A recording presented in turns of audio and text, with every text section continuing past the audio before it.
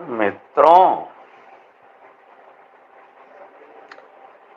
मुझे बहुत प्रसन्नता है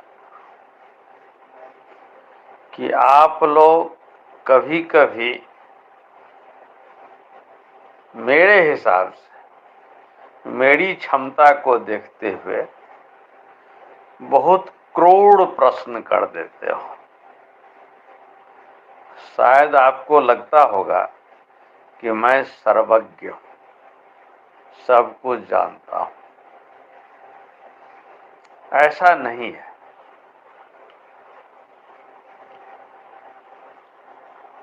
मैं आज भी छात्र ही हूं और जो कुछ अपने परम पूज्य गुरु से प्रसाद स्वरूप पाया, स्वामी सनातन जी महाराज से, उसी की बात करता हूं। और जब कभी आप लोग इस तरह की क्रूर प्रश्न करते हो, जो कि मैं जानता हूं कि आपसे करवाया जाता है मुझसे, तो सच बताऊं मुझे प्रसन्नता होती है। मैं आहत नहीं होता हूं, दुखी नहीं होता हूं, क्योंकि मेरे गुरु ने कहा कि जिंदगी में ईमानदारी सबसे बड़ी चीज है। झूठ का सहारा कभी मत लेना। अगर उत्तर नहीं जानते हो, क्योंकि मेरे गुरु शिक्षक थे मेडिकल साइंस के, सन्यासी बनने से पहले। मेरे पिता भी शिक्षक थे। तो गुरुदेव कहते थे कि अगर किसी प्रश्न का उत्तर न भी जानते हो तो झूठ मत कहना। इतना तो कह ही सकते हो कि बहुत अच्छा प्रश्न है, हम फिर उस पर चर्चा करेंगे। फिर उसके बाद जाओ, उसका उत्तर ढूंढो, तैयारी करो, तब अपनी बुद्धि के अनुसार से ईश्वर को हृदय में ध्यान करके बोलो। ईश्वर की कृपा से तुम्हारे हृदय में बसते हुए ईश्वर ही तुम्हारी जिह्वा और तुम्हारे होठों पे आकर के उत्तर देंगे। मेरे गुरुदेव अक्सर कहते थे कि असत्य और झूठ का सहारा मत लेना, सनातनी बनो और सनातन धर्म का अनुपालन करो। वो हिंदू शब्द को लिख भी दिए हैं कई जगह कि यह एक गाली है। इंडियन के लिए भी उन्होंने लिखा है। जब वो कहते थे सनातनी बनो, सनातन धर्म का अनुपालन करो, तो अक्सर कहते थे कि सनातन धर्म के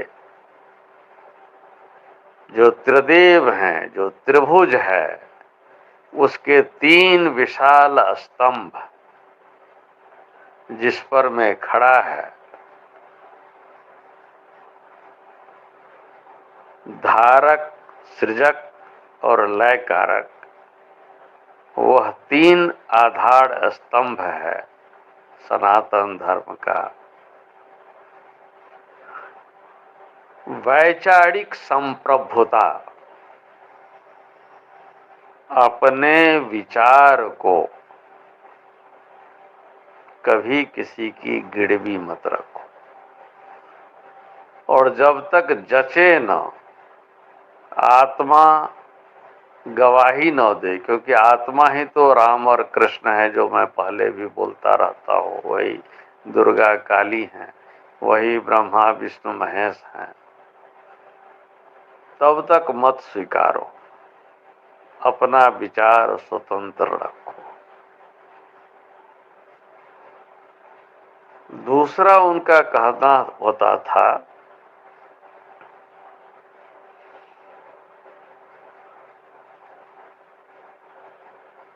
कि बुद्धिमता में लचीलापन, समय के अनुसार सामंजस्य। गुरुदेव कहते थे कि जो अकर गया वो मर गया। वो कहते थे कि जिंदा शरीर ही लचीला होता है, लाश तो अकड़ जाता है। सनातन धर्म मरता नहीं है, इसीलिए इसमें लचीलापन है, लेकिन वह लचीलापन प्रकृति के नियमों के अनुपालन के लिए है, साधना के पथ में शरीर की योग्यता के लिए है। और यही बात भगवान बुद्ध भी कहते थे, जिसको लोगों ने जो है एक अलग यह भूल करके कि बुद्ध खुद वैदिक स्कूल के विद्यार्थी थे, उनको वेद का विरोधी साबित कर दिया ये हिंदू धर्मवादियों ने। और तीसरा वो कहते थे कि बौद्धिक विलक्षणता, कि सनातन धर्म का यह बहुत तीसरा विशाल स्तंभ है, बौद्धिक विलक्षणता। तुम्हारी बौद्धिक अन्वेषण हमेशा विलक्षण हो, क्योंकि विलक्षणता वही होता है जिसमें ईश्वरत्व होता है। और गीता के 11वें अध्याय में जब भगवान गिना रहे हैं कि मैं किस किस में क्या क्या हूं, तो वह सब विलक्षणता से जुड़ा हुआ है।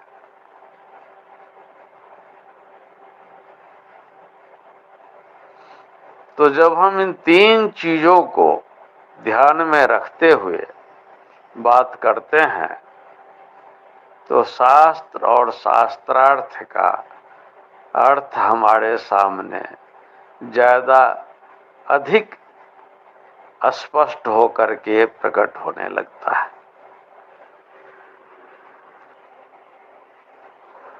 जब मैंने कहा था कि शास्त्रार्थ की परिपाटी परंपरा सनातन धर्म में नहीं था,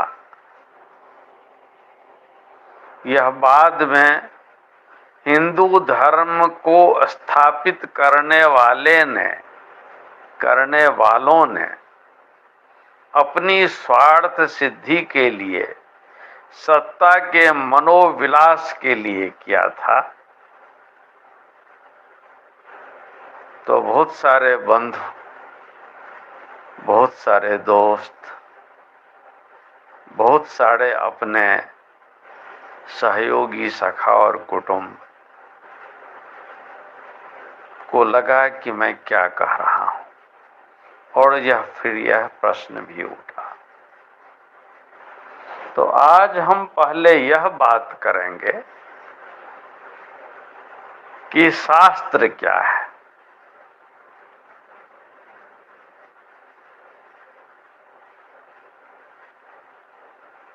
शास्त्र का अभिप्राय उस अनुशासन से है जो हमें अपनी जिज्ञासाओं से, सतत उठते हुए हृदय और मन के जिज्ञासाओं से त्राण दिलाता है। शास्त्र ज्ञान को अस्त्र बना करके चलाने के लिए नहीं है, शास्त्र ज्ञानास्त्र नहीं है। शास्त्र शासन है, अनुशासन है, और वह अनुशासन को अपने ऊपर ही अस्त्र बना करके चलाना है। अपने अंदर अनुशासन लाने के लिए, जिसे अंग्रेजी में कहते हैं for self inculcated discipline, to discipline ourselves, वह शास्त्र है। शास्त्र दूसरों में अनुशासन जबरदस्ती डालने के लिए नहीं है। तो सनातन धर्म में शास्त्रार्थ की आवश्यकता इतनी ही थी। वाद विवाद, वाग विवेक, वाक युद्ध के लिए नहीं था, क्योंकि सनातन धर्म में आत्मज्ञानी ध्यानस्थ होकर के आत्मानुभव एक दूसरे में संप्रेषित करते थे। आजकल एक जो महाराज हैं जिनकी बड़ी चर्चा होती है गौ रक्षा के परिवेश में, पहले उनके विषय में अगर पढ़ना हो, अनेक भाषाओं में वह किताब है, शायद विश्व के 108 यूनिवर्सिटियों में कंटेम्प्रोरी फिलॉसफी में भी पढ़ाया जाता है। वो महाराज उनके साथ थे। दोनों एक दूसरे से मिलने के बाद ध्यानस्थ होकर बैठ गए। जो इस पुस्तक के लेखक हैं वो तो जो भी 1-1.25 घंटा रहे, उनकी आंखें नहीं खुली, चेहरे का रंग नहीं बदला। लेकिन ये गौराक्षार्थी जो शुरू में अच्छे साधक थे, वो उस तेज को सहन नहीं पाए और उनके चेहरे का भाव बदलता, आंख खुलता, फिर आंख बंद होता, सब कुछ होता था। फिर दोनों एक दूसरे से विदा लिए। लेखक का जो सेक्रेटरी था वो एक विदेशी था। उसने पूछा कि आदमी कौन था। लेखक जो सिद्ध थे, सिद्ध संप्रदाय से थे, सिद्ध गुरु के सिद्ध शिष्य थे, वो भाव समझ गए। उन्होंने कहा मुस्कुरा के, he is a lion sitting on a straw. वह पुआल पे बैठा हुआ एक शेर है। बहुत गंभीर बात कह गए। भला गुफा में रह करके घने सघन महावन में घूमने, गरजने और दहाड़ने वाला शेर पुआल के ऊपर बैठा था। चलिए छोड़िए इन बातों को, शास्त्र हमने समझ लिया। अब शास्त्रार्थ क्या है? तो आजकल जिसे हम शास्त्र कह के समझते हैं, जो जैसे मैंने बार बार कहा कि हिंदू धर्म की स्थापना के लिए सनातन धर्म को नाश करके, वेद का विनाश करके जो नई परिपाटी परंपरा और एक नया अभियान चला, उसमें शास्त्रों का निर्माण भी हुआ। मैं पहले भी कह चुका हूँ कि रामायण, महाभारत, पुराण इत्यादि ग्रंथ, मनुस्मृति और अनेक स्मृति उसी समय लिखे गए थे। जाति प्रथा भी उसी समय चलाई गई थी। सनातन धर्म में जाति जैसी कोई चीज नहीं है, वह अज्ञात होती थी। और मैं पहले बंधुओं आप सबके सामने बोल चुका हूं। अब उसमें से एक वर्ग को जिसमें काव्य प्रतिभा थी, जैसा मैंने पीछे भी कहा है, उसे तो विहारों में ग्रंथ लिखने के लिए लगा दिया गया, संघ के विहारों में। जो थोड़े कर्कश स्वभाव के थे, कठोर, उनको मंदिरों में डाल दिया गया। उससे कम को तीर्थ बना करके तीर्थों में डाल दिया। मृदभाषियों को कथावाचक बना दिया गया, और जो सही ज्ञानी थे उनकी ज्ञान हरण करने के लिए उन्हें पाठशालाओं में डाल दिया गया, क्योंकि सनातन धर्म में शिक्षा का अधिकार केवल सन्यासियों को था।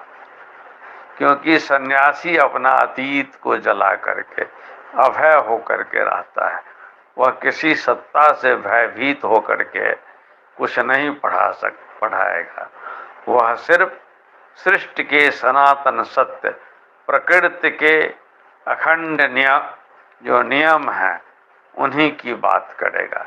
लेकिन यहाँ तो प्रकृति को ही अप्रकृत बनाना था, सब कुछ नष्ट करना था, तो उन लोगों को पाठशालाओं में डाल करके राज आश्रित किया गया कि रोटी भी उसी के सहारे खाओ।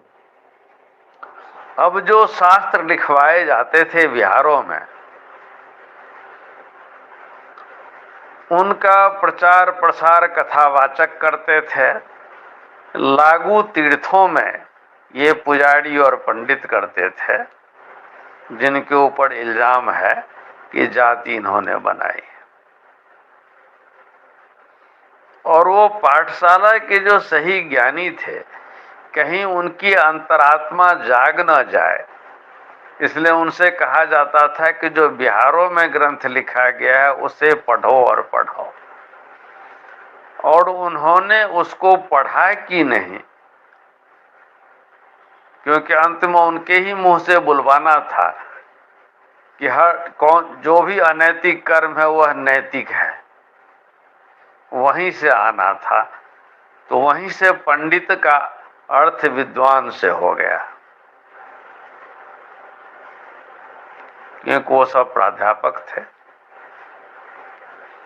और उनके जांच के लिए, उनके ऊपर नियंत्रण रखने के लिए और राजाओं के समय पास करने के लिए कि नाच देख देख करके, सुंदरियों की नाच देख करके, मदिरा पान करके भी तो आदमी का मन भर जाता है। तो उनको लगे कि कोई ऐसे मनुष्य भी कैसे आपस में झगड़ते हैं। दो ग्रुप बनाया जाता था, बहस कराई जाती थी, और जिसको तुलसीदास जी ने बड़े प्रेम से कह दिया, भगवान राम की विरह अवस्था का बखान करने के लिए, कि दादुर ध्वनि चहु दिशा सुहाई, वेद पढ़हि जिनु बटु समुदाई। एक ही लाइन में तुलसीदास जी ने लथेड़ मारा सबको। ये बटुक विप्र पाठी ब्राह्मणों को तो दे मारा डंडा मेढक बना करके। तो यह जो टर्राने की आवाज होती थी उसको शास्त्रार्थ में बदल करके दो ग्रुप, दो झुंड बना दिया जाता था। एक प्रश्न रख दिया जाता था, जैसे आजकल आप टीवी चैनल पे देखते हैं, और एक तरफ सम्राट होते थे सत्ता के शासक, दूसरे तरफ बिहार के महागुरु या महाघोंघाचार्य होते थे। और परखना ही तो था, राजा का मनोविलास और मनोरंजन होता था। और बिहार के जो अध्यक्ष होते थे वो यह देखते थे कि जो रोज नई नई चीजें लिखवाई जा रही हैं, एको हम द्वितीयो नास्ति, एको सद विप्रा बहुधा वदंत, एक ही सत्य को ज्ञानी जो अकिंचन भाव से जीते हुए, समर्पण भाव से प्रकृतस्थ होकर के, आत्मस्थ होकर के, सेवा भाव से लगे हुए को विप्र कहते हैं। वो कई ढंग से बोलते हैं अपने अपने अनुभव के अनुसार, क्योंकि वेद भी अपरोक्ष अनुभूति का ही संकलन है। तो जो रोज नई नई बातें लिखवाई जाती थी, बदलते हुए समाज के परिवेश को देखते हुए, क्योंकि सनातन धर्म को तो समाज शास्त्र में बदल दिया गया, और उसको आप कह सकते कि कॉमर्स व्यापार शास्त्र में भी बदल दिया गया। कैसे शोषण हो अज्ञानियों का, उसके लिए एक उपकरण बना दिया, एक अस्त्र की तरह यूज किया गया। तो वो जो आपस में कर रहे थे तो जांचते थे कि बिहारों से जो पब्लिकेशन हुए हैं, जो निकले हैं, उसमें से कितने शास्त्रों को किसने पढ़ाया है। और उसी में शास्त्रार्थ मतलब वो लिखे हुए चीजों में से किसने कितना पढ़ा, वो उद्धरण होता था। आत्मज्ञानियों की तरह अनुभव की, वेद की तरह अपरोक्ष अनुभूत की बात नहीं होती थी। वो होती थी कि यहाँ लिखे हुए चीजों से को तुमने कितना पढ़ा, कैसे लागू करे। तदनुसार उनको डिग्रियां दी जाती थी, उपाधियां दी जाती थी, उनको उस तरह से पुरस्कृत किया जाता था, और कभी कभी डांट फटकार भी लगाई जाती थी। यही शास्त्रार्थ का सच है। और इसीलिए आजकल यह फैशन बन गया है कहने का, उसी समय से शास्त्र में यह लिखा है। कहने वाले को शास्त्र शब्द का अर्थ भी पता नहीं है। कहेगा मैं चुनौती देता हूं, शास्त्रार्थ कर लो, कि शूद्र का मतलब क्षुद्र होता है, तारना का मतलब शिक्षा होता है। और उसी तरह से जो है फटाफट जो है संस्करण बदल जाते हैं। कोई नहीं पूछता है कि छापने वाले ने किसके कहने से बदल दिया, कैसे शब्द बदल गया, क्या निघंटु से बदल गया, क्या अमरकोश में बदल गया, क्या कौस्तुभ में बदल गया? नहीं, क्योंकि इन्होंने तो बनाया है सब कुछ। तो यही है। इसीलिए कभी भी बंधुओं मैं यही कहूंगा कि जब भी शास्त्र की बात हो, शास्त्रार्थ की बात हो, चुनौती मिले, तो आप एक ही बात कहना कि बात लिखी हुई चीजों से नहीं करूंगा, विवेक से, ज्ञान से और तर्क से करूंगा। जो लिखा हुआ है वह अखंड सत्य नहीं है, वह ब्रह्म वाक्य नहीं है। क्योंकि शास्त्रार्थ, शास्त्र ये सब एक अस्त्र बन गया, सिर्फ लोगों में विघटन करने के लिए, जाति बनाने के लिए, छुआछूत करने के लिए, समाज में अपना रौब दबाने के लिए, एक को बड़ा दूसरे को छोटा दिखाने के लिए। और यह सब हिंदू धर्म की परिपाटी है, परंपरा है। सनातन धर्म में इन सब चीजों का कोई जगह नहीं है। आशा करता हूं कि जो कठिन प्रश्न आपने किया था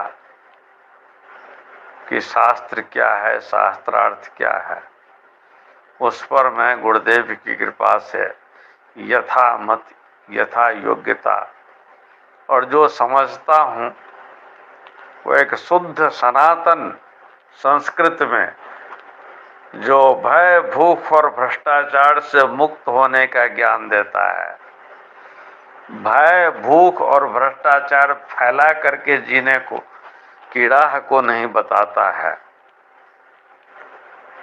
उसके अनुसार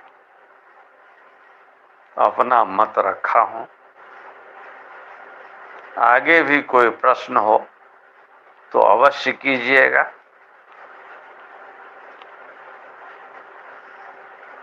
हम लोग उस पर विमर्श करेंगे, चर्चा करेंगे।